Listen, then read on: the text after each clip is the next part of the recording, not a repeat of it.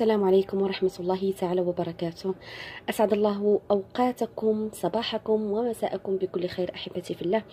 ودائما كنتمنى تكونوا بخير وعلى خير، وأي مريض داخل يتفرج في الفيديو بغرض الشفاء يا رب إني أسألك الشفاء له، وأي أحد يعني مهما كان، حتى لو كان لأحد أفراد أسرتك، فيا رب اشفيهم شفاء لا يغادر سقما.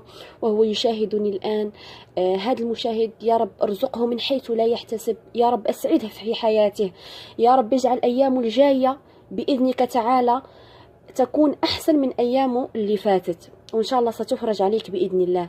فقط قل يا رب واستغفر كثيرا إذا تريد الرزق، وأكثر من الصلاة على الرسول، لأن الصلاة على الرسول ستحل لك جميع المشاكل الموجودة في حياتك.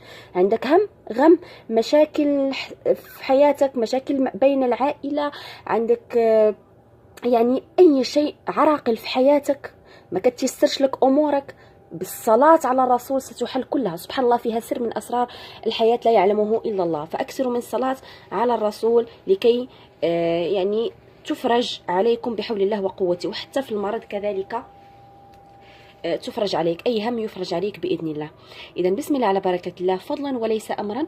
قبل من بدأ الفيديو لايك للفيديو، طبعا لايك كتساهم ان الفيديو يوصل لاخواننا الثانيين، وباش هكذا كتعم الفائده بين الجميع وكيستافدوا ناس اخرين، وكذلك تشجيعا لي باش نعطيكم يعني مزيد من الوصفات، وكذلك لمن يهمه الامر وعنده استعداد انه يتابعني يعمل متابعه ليا في القناه او الاشتراك في القناه، ويعمل جرس التنبيه باش يتوصل بوصفاتي. طبعا لمن يهمه الامر وكان مهتم بوصفاتي.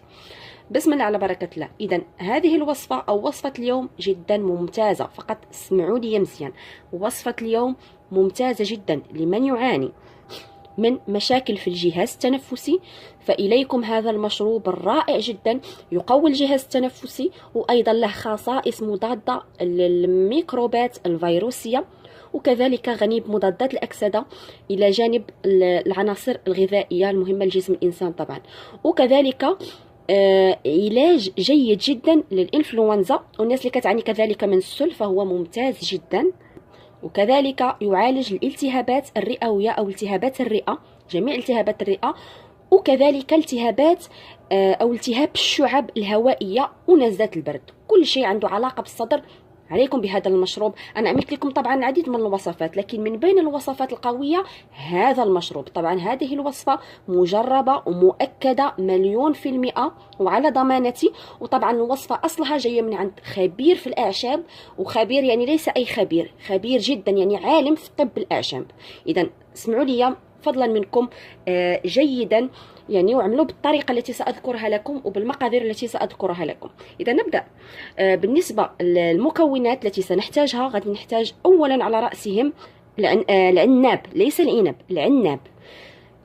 العناب طبعا تكلم فيه حتى الدكتور الفايد، للناس اللي في المغرب راه كتعرف الدكتور الفايد تكلم على العناب. غنحتاجو 5 الحبات من العناب. طبعا هذه هي الصورة ديالو باش نعطيكم فكرة على العناب ما هو.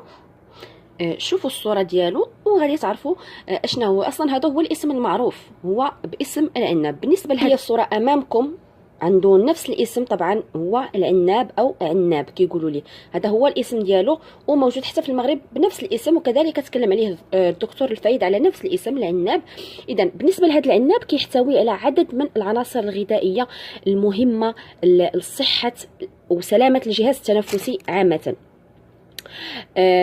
كذلك يعزز من صحه الرئه، لذلك يعني يعرف بفوائده العظيمه على الرئه، اللي كتعود على الرئه بواحد الاعجوبه سبحان الله، بواحد الشفاء ما شاء الله الناس اللي كتعاني من التهابات الرئه، لانه فيه مركب اللي كيكون ضروري صحه الرئتين.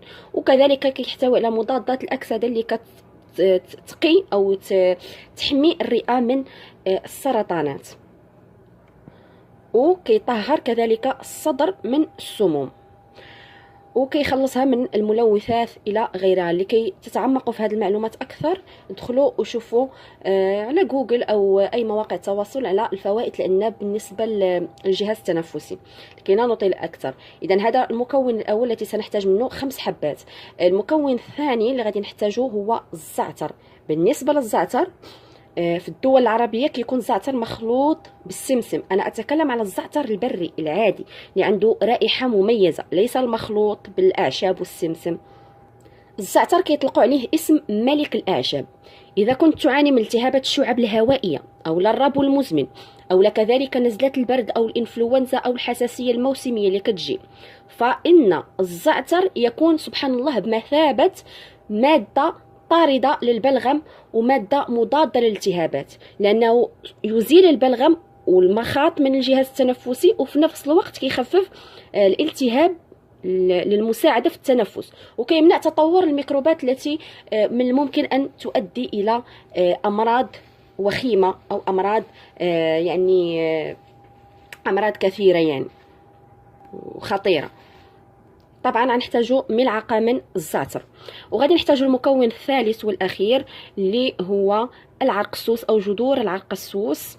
بالنسبة لجذور العرقسوس يعالج امراض الجهاز التنفسي، كذلك التهابات الحنجره، البرد، الكحه، الربو، نفس الخصائص طبعا، لانه كيحتوي على مضادات طبيعيه للالتهابات والاكسده اللي كتساعد في علاج ديك الالتهابات اللي كتصيب الشعب الهوائيه.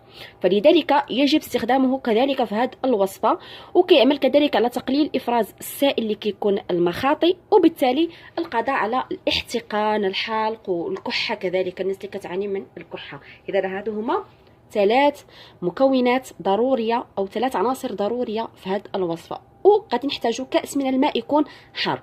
الان غادي نقول لكم طريقه الاستخدام. اذا بالنسبه للطريقه، نحضر الكوب من الماء، كوب من الماء المغلي، او عندكم تقومون بغلي الماء لوحده، لا تغلوا المكونات، فقط غلي الماء وحده. ناخذ كوب منه او كأس منه، ناخذ 5 حبات من العناب، وناخذ الملعقه كبيره اللي كتكون مملوءه او مليئه باوراق الزعتر، مع ملعقه صغيره من جذر عرق السوس. هاد المكونات كلهم نضعهم في هذا الكأس من الماء. نتركه تقريبا مده ربع ساعه، ليس اقل، ربع ساعه. ثم بعد ذلك يصفى ويشرب في اي وقت في اليوم، اي وقت يعجبكم شربوه، لا مشكلة، سواء قبل أو بعد أو الصباح أو مساء أو أي وقت، لا مشكلة. إذا هذه هي الوصفة، وستروا بإذن الله العجب العجاب من هذه الوصفة، راه جدا جدا ممتازة. الناس اللي كتعاني من كل هذه المشاكل اللي في الجهاز التنفسي، وكذلك تقوي المناعة، سواء لدى الناس اللي عندهم ضعف في المناعة أو عند الناس اللي يريدون يعني تقوية أكثر للمناعة. إذا هذا هو هذا المشروب الرائع المعجزة. طبعا أنا لن أشكره عفوا لكم، أدعكم أنتم تشكروه بعد تجربته، وشاركوا مع أصحابكم وأحبابكم في التعاليق، وشاركوا كذلك الوصفة سواء شفويا أو سواء بالرابط أو لا، ليس لدي مشكلة، فقط لكي لا تقول أنها لمصلحة شخصية، فقط بالكلام تشاركوا الوصفة. هذا في حد ذاته راه كتبقى لكم يعني جزاكم الله خيرا، وتبقى لكم صدقة جارية بحول الله وقوته. فقط الأهم أنكم المعلومة ما تخليوش واقفة عندكم، أنكم ترسلوا المعلومة لغيرك لكي يستفيد، وإن شاء الله تكون في ميزان حسناتكم. استودعناكم الله الذي لا تضيع ودائعه. نتلاقاو في فيديو قادم. الله يشافيكم ويعافيكم ويعطيكم الصحة، ويلبسكم الله الثوب الأبيض من الصحة. دمتم في رعاية الله، وفيديو قادم إن شاء الله. مع السلامة.